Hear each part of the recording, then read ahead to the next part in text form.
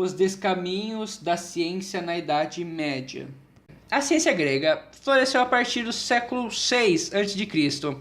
e se desenvolveu ao longo de quase 1000 anos. Essa forma original de produção de conhecimento de alto nível teve seu início na Grécia e se espalhou pelos países que incorporavam essa cultura.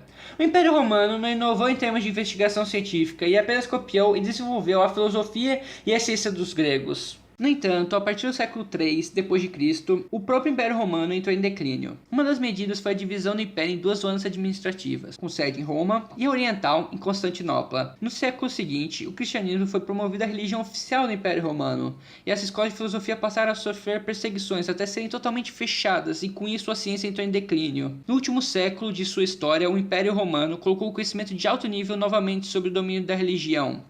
No Ocidente, a desestruturação do Império Romano levou a um período de vários séculos de miséria, insegurança e violações dos direitos humanos. Em meio a esse quadro desolador, os mosteiros católicos eram os últimos refúgios onde ainda se tinha as condições mínimas para a formação e para o trabalho intelectual.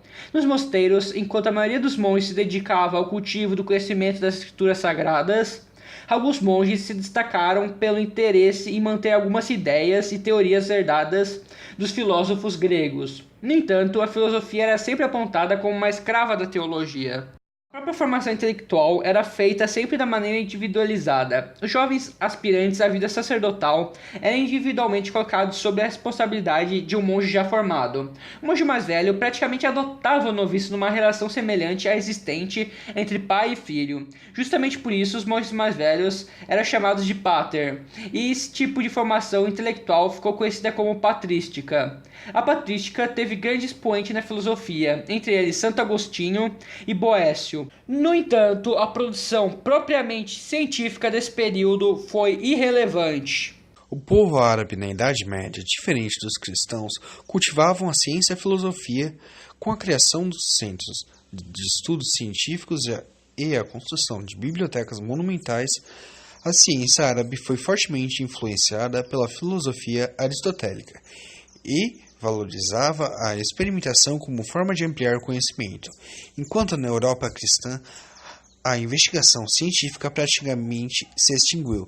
No mundo árabe, a ciência continuou progredindo e ampliando as suas áreas de pesquisa. A partir do século IX, a Europa passou por um processo de reestruturação política e econômica. Carlos Magno, com o apoio do Papa, criou o Sacro Império Romano Germânico.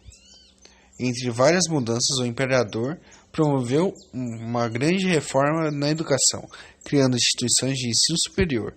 Nesses novos centros de formação superior eram oferecidos dois programas de estudos: o Trivium, gramática, retórica e dialética; o Quadrivium, aritmética, geometria, astronomia e música.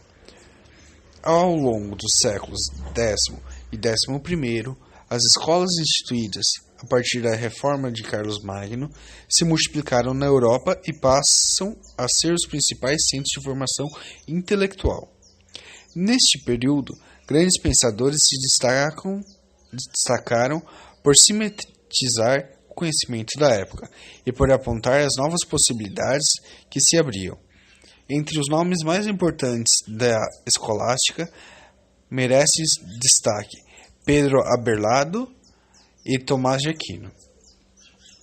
A partir do século XII, algumas das principais escolas se tornaram independentes dos mosteiros, catedrais e palácios aos quais eram ligados e se organizavam como instituições autônomas, que passam a ser conhecidas como universidades.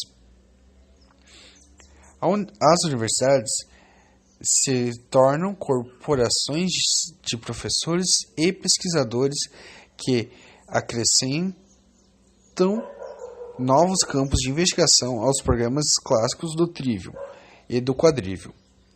Surgem, então, os cursos de Direito, Medicina e Teologia. Desde então, as universidades têm sido o principal local de formação científica. A escolástica retoma o interesse pela ciência por causa da criação das universidades, que acabou contribuindo com o renascentismo que representa o fim da Idade Média. Diferentemente da Europa, o Oriente incentivou o pensamento crítico. Um bom exemplo é no Egito, na cidade de Alexandria, onde foi criada a alquimia. A alquimia é uma prática que durou do século III a.C.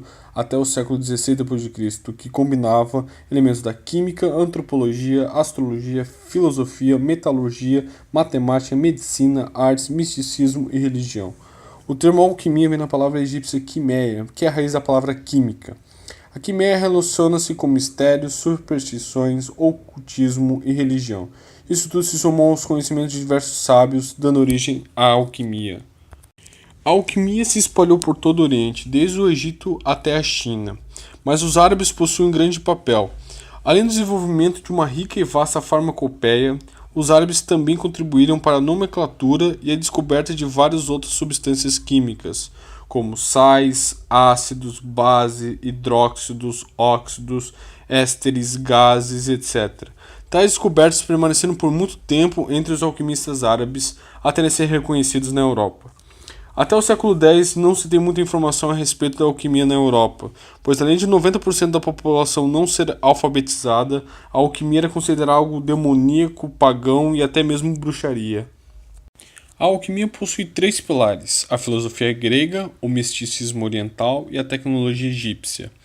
No que diz respeito à filosofia grega, ela, entre outras coisas, dava a base principal à ideia que era possível transformar metais em ouro. Aristóteles afirmava que a matéria era contínua e não formada por átomos, como os filósofos Leucipo e Demócrito. E ele também aprimorou a ideia dos quatro elementos de Empédocles. Essa ideia dizia que todas as matérias eram formadas por quatro elementos básicos: água, terra, fogo e ar. Aristóteles associou cada um deles às duas qualidades opostas: frio ou quente, seco ou úmido. Como, por exemplo, a água estaria associada ao úmido e frio, enquanto o fogo estaria associado ao quente e seco. Baseado nisso, os alquimistas pensaram como cada um desses elementos poderia se transformar um nos outros se fosse removida ou adicionada uma qualidade que possuísse em comum. Essas ideias justificaram a tentativa de obter ouro a partir de combinações de outros metais. Em respeito ao misticismo oriental, o mais famoso alquimista foi Kohang, que viveu do século III ao IV e acreditava que poderia se superar a mortalidade com a alquimia. Provavelmente devido a influências externas, os tratados de Kohang introduziram o materialismo à alquimia, que antes era puramente espiritual. A Kohang atribui-se a autoria de mais de 100 livros sobre o assunto, dentre os quais o mais famoso é O Mestre que Preserva a Sua Simplicidade Primitiva. Ela também foi influenciada pelo I Ching, o Livro das Mutações.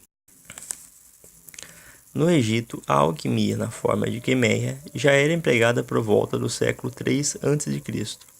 Na cidade de Alexandria, que era o centro de convergência da época e de recriação das tradições gregas, egípcias e orientais, dirigidos pelo imperador Alexandre o Grande, reuniram-se escritos de uma antiga técnica egípcia chamada químia, através do qual se desenvolvia o domínio dos processos químicos de embalsamento e a manipulação de metais. Entrando em contato com a sabedoria grega, a químia passou a considerar que toda matéria era constituída por quatro elementos básicos: terra, ar, água e fogo. Um fato muito importante é que a alquimia possuía um outro significado, e coisas como a transformação de metais em ouro acredita-se estar diretamente ligada com a metáfora de mudança de consciência.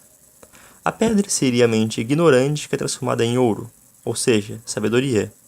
O próprio alquimista Nicolas Flamel, em seu livro Das Figuras Hieroglíficas, deixa claro que os termos bronze, titânio, mercúrio, iodo e ouro e que as metáforas serviriam para confundir leitores indignos.